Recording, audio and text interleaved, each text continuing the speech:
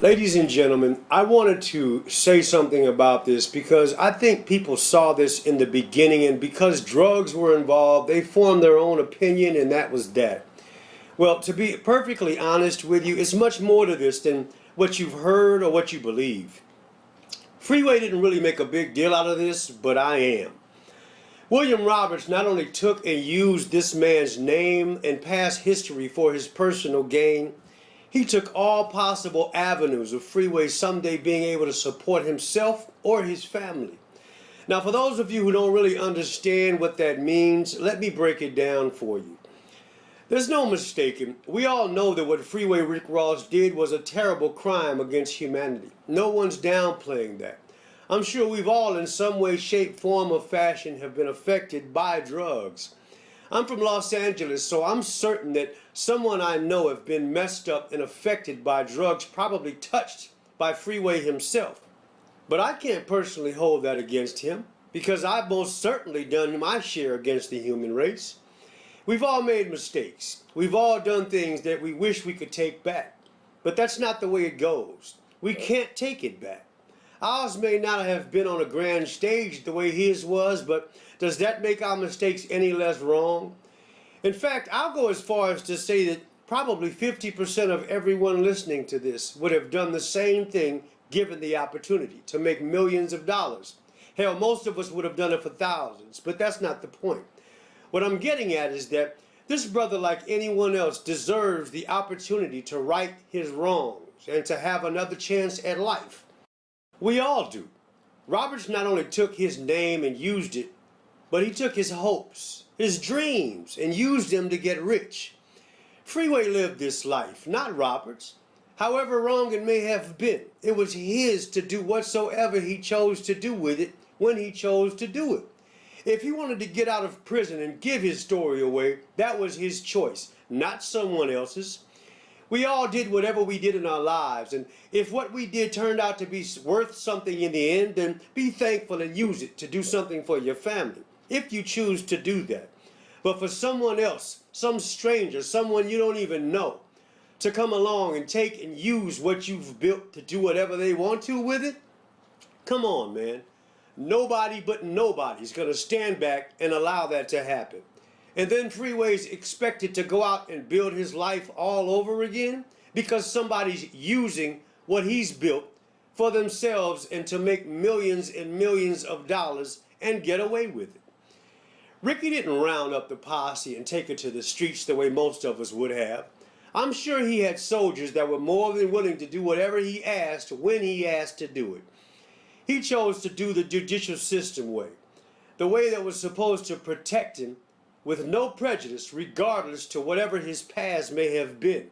I'm sure somewhere in his mind he was hesitant.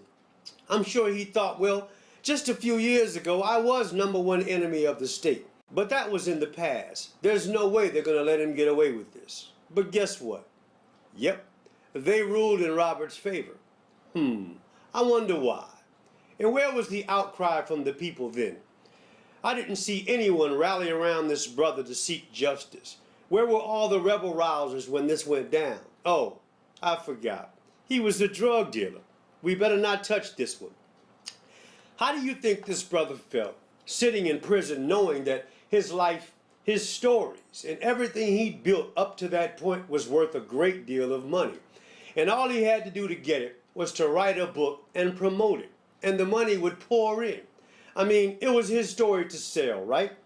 Well, once released from prison, he wrote that book, and it was time to promote it. He picked up the phone, and phone call after phone call, TV show after TV show, this is what he heard. Oh, good to hear from you again, Mr. Ross. How are you? Oh, Mr. Ross, we had you on last December. Oh, Mr. Ross, you were here last month. How's everything going? Roberts had taken his story and went on all of the talk shows and the radio shows. In fact, he had already exhausted every media outlet there was to exhaust. And he did it posing as the notorious drug dealer Rick Ross. So all the money that was waiting for Freeway to get out and collect from his story was gone. All of the hype, all of the excitement that would have been his to enjoy had already been enjoyed by someone else claiming to be him. And that, ladies and gentlemen, is really how this whole thing happened. So I want you to sit back and imagine for a moment if this had happened to you. I can't even fathom this happening to me. Can you? In fact, hold on a second. We're going to get Rick on the phone and we're going to talk about some of the things we just discussed. Hold on. Rob. Hey, Rick. Hey, what's up? How you doing, buddy? I'm good. All right, yeah, man. I wanted to call and talk a little bit about what's going on or what some of the things that happened. You babysitting, brother? Yeah. Yeah, I've been gone all week, so. Yeah, I know. Yeah, you've been gone all week, so you come home, they want to see Daddy. Yeah. Yeah. All right, we'll be quick, man. First of all, how you doing, brother? How's everything going? That's good. That's coming along. Hey, what's going on with the book? How's the book coming? We made a little noise on Amazon last week. I just come from Detroit. It went good. Yeah, I know you was in Detroit. For those who don't know, Rick has the book out. Most of you have probably seen it. Rick Ross, The Untold Autobiography. Get it, man. You'll never be the same. I'm deep in the middle of it, man, and it's a great book. I want to let everybody know. Hey, listen, let's get this done and over with. Listen, man, I wanted to touch on a few things that happened. You know, your life story, everybody's interested, intrigued about your story, and it's worth a lot of money. It's worth its weight in gold to me. But at the same time, this brother William Roberts, man, came out and he did a lot of things and said a lot of things that actually were your story. Did that affect? In your opinion, did that affect what you're doing right now as far as like your book sales and things? Did that affect that? I believe so. Because it's a double-edged sword. Even though he made the name relevant at the time, a lot of the things that was mine, he capitalized on. For instance. I was planning on getting a record deal. So, Warner Brothers and Universal, they don't want to do a deal with two Rick Rosses. They already have one. So they don't want to do another record deal with a Rick Ross. So, it's just going to make me have to work double hard because they don't, and I don't know, either they don't understand or they don't care, that I had put in all the legwork to make this name what it is. Well, it's your life, man. This is what puzzles me, Rick. It's your life, man. And for someone else to come along, and his name isn't even Rick. I mean, I could understand it maybe if his name was Rick Roberts or Rick Mitchell or something like that. His name's not even Rick, man. It's so far from. Yeah, exactly, man. So, this is your life. You lived this life. He didn't live this life, man. He has no right. He had no right to come along and do that. But, it's done. And I really wanted to know the effect that it had on you or the effect that it had on you being able to capitalize on your own story. Yeah, well, it definitely had affected it. He's done most of the capitalizing on the name. So yeah, it's definitely had an effect. But at the end of the day, I made the name. We're working hard, and I'm gonna overshadow him anyway. Yeah, you're gonna do what you're gonna do, man. You're gonna come back and do your thing. I understand that. I just can't get over the fact that it's just, man, not fair at all. But hey, man, you didn't. Well, being down there in Detroit, it was so crazy. Because it seemed like the whole Detroit supported the movement that took place down there where they banned him from Detroit. And a lot of people came up to me and told me why, So it's ironic, that's happening. And, people don't like to be lied to. Yeah, Yeah, that's true. And I mean, it's coming, man. The backdraft is coming, brother. Because a lot of people are just now really finding out the truth. And they're pissed off. They're really pissed off, man. You know, so you don't really have to do a lot. It's gonna do itself. He did it to himself, you know. Yeah. So that's what it is. But let me ask you this another quick question. A lot of people thought or assumed that you were going to take it to the streets, and you never did, brother. And I take my hat off to you for that. You never took it to the streets, man. But I want to know, why did you do it the way you did it, and not do it the way you would, normally handle it? Well, I think we've had enough black on black violence.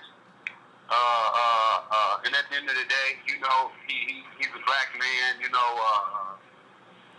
trying to make it. And I understand, where he's coming from. Yeah. He pulled off a scam. He wanted to be famous, and he was willing to do it at any cost. And No different than me selling drugs, or stealing somebody's car. So, right. I understand. I've been there before. That's and a lot of people take their hat off to you, man, because you didn't do it. A lot of people thought you were gonna go at him, on a street level, which would have been messy. And I'm glad you didn't, brother. I'm sure it was in your mind somewhere at some time or another, but you didn't do it, man, and that was very classy and an adult and a mature thing to do, brother. So yeah, without a doubt. Yeah. Because we don't need no more of that. And that's the situations with Pac and Biggie and yeah. So many of our other brothers, that ain't here no more. Went through that same thing, and I didn't want to put myself in that position. I just got out of jail. I didn't want to go back to jail, and I just didn't want no part of that. And Right. I still don't want no part of it. Yeah, I Right get you. now, I get it. Right now, I'm pushing forward. My man is running for Congress down in Detroit, Sheffield, and I'm pushing him, man, and hopefully, I get my first man in the White House, that I had a hand in getting there. Right. When I was in Detroit, I was passing out his flyers, asking people to vote for him. Right. So it's gonna happen. Either way it goes, it's gonna happen, man. You're gonna shine, cause without a doubt, I got too many fires going. I keep fires going, and I'm gonna keep fires going. So yeah. Definitely, it's gonna happen. I refuse to lay down. And just take what people give me. That's great, brother. That is great, Rick. Well, hey, man. I appreciate the time, brother. We're going to get off. I just wanted to do a little small interview and let the people hear your voice, All right. brother. There's a lot of people out here that have your back, brother. There is. You may not know it, but there's a lot of people out here that have your back, and they want to see you win, brother. So, again, Rick Ross has a book out, The Untold Autobiography. Check it out. Tell them where they can get it at, Rick. You can get it at rickrossbooks.com. You can get it at Amazon, Barnes & Noble. But the place I tell you to get it is when you see one of the young cats on the street selling them, buy one from me. And just know you just helped a young brother who don't have a job. You know what I'm saying? Man, I love that. I love that, man. I have to say this real quick.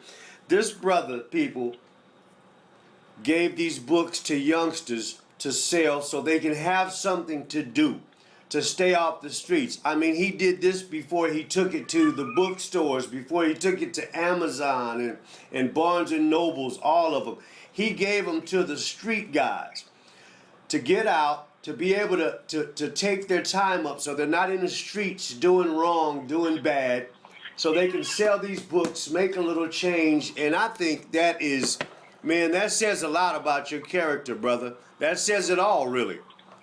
Yeah. Well, what's amazing is that these people don't even understand that I'm out here creating jobs already. Yeah,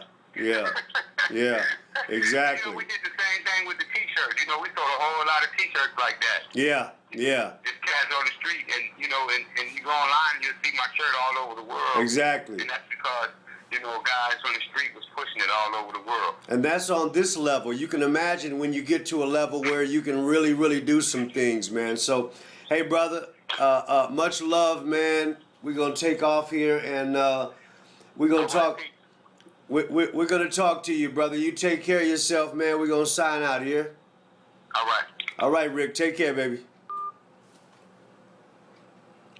Ladies and gentlemen, that was Rick Ross.